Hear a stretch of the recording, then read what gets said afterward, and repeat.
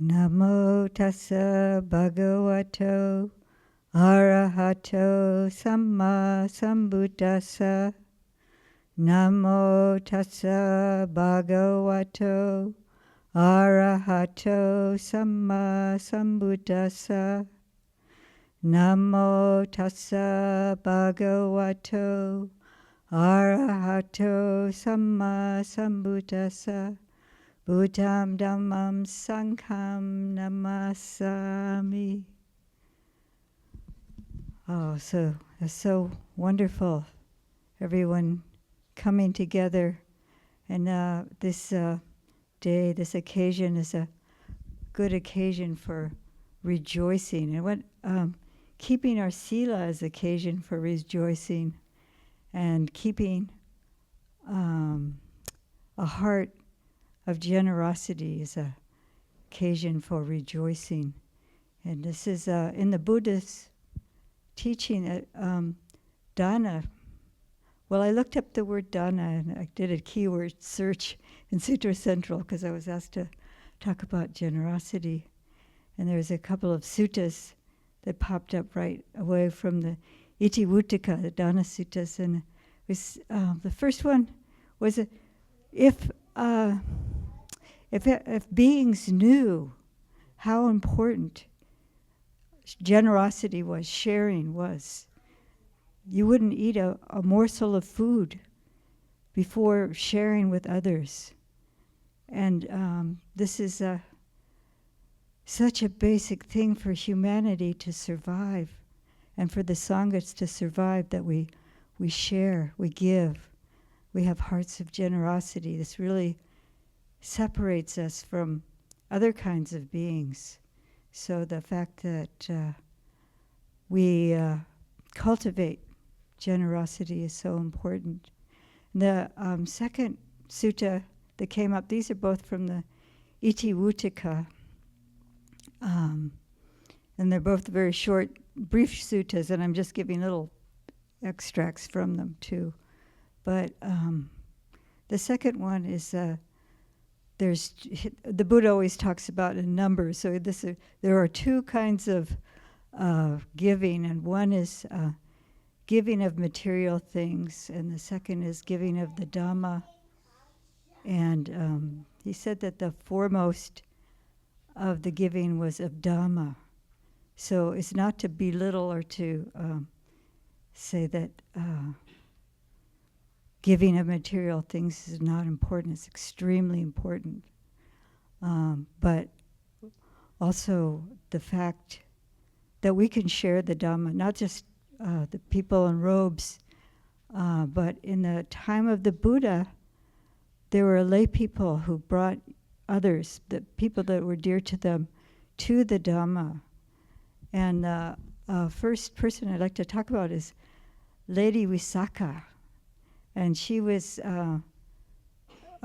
she was actually foremost in the Buddha has all these lists, and she's the foremost of the lay women in generosity, of giving. And she gave not only to the Sangha, she established a monastery, and she was giving dana to the monks, but she was married in a household where her father-in-law was a disciple of the Niganthas, and they weren't too happy with the Buddha's teaching, and they were discouraging Migara from going to hear the Buddha. But Lady Visakha wanted to invite the Sangha to that household. You know, it was her household too. But their father-in-law relented and said, okay, you can let them come. But she was also wanting him to hear the teachings too. So he agreed, and he stayed behind a curtain. And Lady Visakha served the Buddha and the Sangha, the monastic Sangha. And then the Lord Buddha gave a teaching. And while he was hearing the teaching, Migara entered the stream. He became a Sotapanna. And so after the Buddha finished teaching, I don't know if he paid respects to the Buddha first, but he went to Visakha and he said, "You are my mother," because he entered the stream because she brought the Sangha into the household and he was able to hear the teaching. So this is the kind of transformation these teachings can have, and we can help others, maybe not like proselytizing or insisting, but maybe just by our how the teachings, how the Dhamma has changed us. And we may invite, there's a teacher online, and I can invite them to hear it too. So this is how we can share the teachings. And if people aren't interested, we shouldn't insist. But it is possible as lay people also to not only give material things, but just maybe even in just our presence, we can share the Dhamma that way. So so that's the two kinds of that the Buddha mentioned in this particular sutta. There's also what that has the 8 kinds of giving, and some aren't quite positive or respectful, like you just give it because you want to get rid of something. It's not useful to you anymore.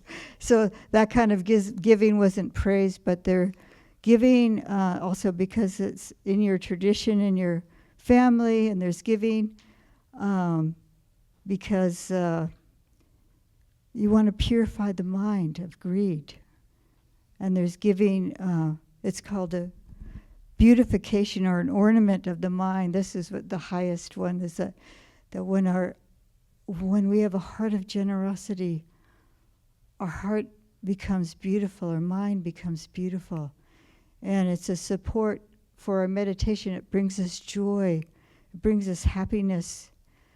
And when the mind is joyful, then we're able to enter really calm and beautiful states of mind. So these, I didn't mention all 8s, and that's kind of hodgepodge in a way, but this is the idea, the Buddha's encouraging generosity, because not just only what it does for others to share and to give, and what we're giving to others is extremely important, but what it does to our own hearts, how it transforms us to be generous. So generous materially or in the Dhamma, or just listening to people who are in pain, just being with people. There's many kinds of generosity that we can practice. There's another lay disciple I wanted to mention. I don't know if the bhikkhus are going to come in. Should just keep talking and they can wait. Okay. They'll have to wait for the Dhamma to finish. But there's one of the Buddha's cousins was named Mahanama, and he came to the Buddha one day and he said, how should I live? He heard that the Buddha was going to be going on tour soon, and how should I dwell? And it's this viharati, there's this word, it's a dwelling, and that it's a type of, it can be a meditative state as well. So then what the Buddha did is he established Mahanama in the 5 faculties. I don't know if people are familiar with the 5 spiritual faculties.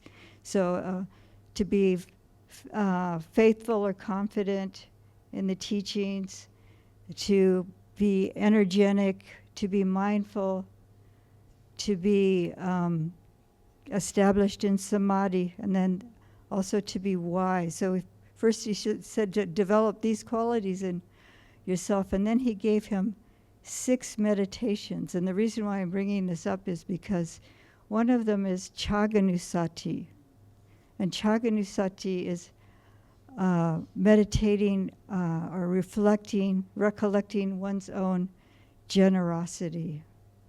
So the first three is reflecting on the Buddha, Dhamma, and Sangha. So this is Buddha Nusati, Dhamma Nusati, and Sangha Nusati, and that's recollecting the qualities of the triple gem. And when you do the chanting, if you understand in your mother tongue what you're saying, and you take into the heart these qualities of the Buddha, Dhamma, Sangha, and reflect on them, and this can bring us joy, and this can settle our minds. And then the fourth one is reflecting on our ethical conduct. So like I was saying, that this is a cause of joy, not only for others, but for ourselves, if we keep our ethical conduct well, our Panchasila well. And then I want to get into a little bit more detail about the Chaga Nusati. This is the reflecting on our generosity. And it's not out of conceit or something, or I'm so much better than others because I can give more or something like that. But it's interesting that what the Buddha told Mahanama, he said, you should think, oh, I'm so fortunate. I'm so very fortunate that I'm not stingy, that I don't have the stain of stinginess. And even if I'm in a society where people are greedy and stingy, I'm not. So rejoicing that you, and when you think about what it feels like to be stingy, it's, like, oh, this is mine, and clutching to, things to yourself and not wanting to give, but also the opposite would be giving. And so, hello, just arrived. So I'll just finish. Don't cut it short. Okay, I should keep going. You could. Okay, so we're rejoicing that we're not stingy, and that there are several kinds of generosity he mentions. Let me get this out. I'm starting to get a little fuzzy. Okay, he's not freely generous. So this is Mutta Chaga, which there's Chaga Nusati, but Mutta Chaga is freely giving, and then open-handed, and then there's delighting and generosity. And this is Wosaga Rata. And this is, Wosaga is also known as relinquishing. And then loving to share, or delighting in charity, and loving to give and to share. So we're reflecting on all these ways of thinking about generosity. And there's two words that really caught my eye. I was looking at the Pali of these words, and the Mutta Chaga and the Visagarata. These two words, muti, it appears in Cheta Vimutti. So there's this is a freedom of the heart or the mind. So this helps us cultivate this quality of mind, the freedom of mind, when we are giving freely.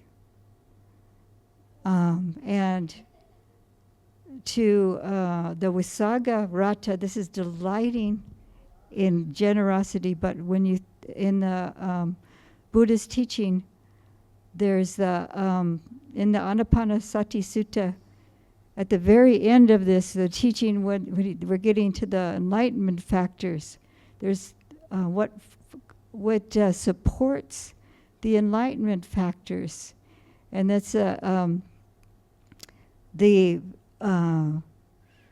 fading away, the seclusion, fading away, cessation. These are dependent on these things, and the last one is was relinquishment. Is the Visaga. So it matures or ripens in relinquishment. So this relinquishing, this giving of yourself is the opposite of clinging. And you also think of, there's the word upadana, which is clinging. And then dana is giving. So there's all these words that we're cultivating when we give physically, or giving of ourselves, giving attention to other people, sharing the Dhamma with others. Then we're giving of ourselves and our hearts, and it's supporting this path to liberation. This path of liberation is about relinquishment. So this is how important. When the Buddha said at the beginning, if beings knew how important generosity was, they wouldn't have a meal without sharing. You wouldn't take a bite of food without sharing first. So I offered this for your reflection, and sadhu. So I just wanted to say briefly, I got really excited with the Dhamma, and I forgot one thing, because if you're counting, there's a reflection of the Buddha, Dhamma, Sangha, that's 3, the ethical conduct, and then dana, reflection on your chaganusati. But the last one is reflecting on the devas. And what it said in the sutta is the reflecting on how the devas became devas because of their generosity, their knowledge, and their ethical conduct. So not just reflecting on, oh, that's wonderful that they did that and they went to a heavenly realm, but I have those qualities too. So you're becoming a deva when you embody these qualities of generosity, knowledge, learning, and keeping your sila pure. So that's what I just wanted to end with. So good on all of you.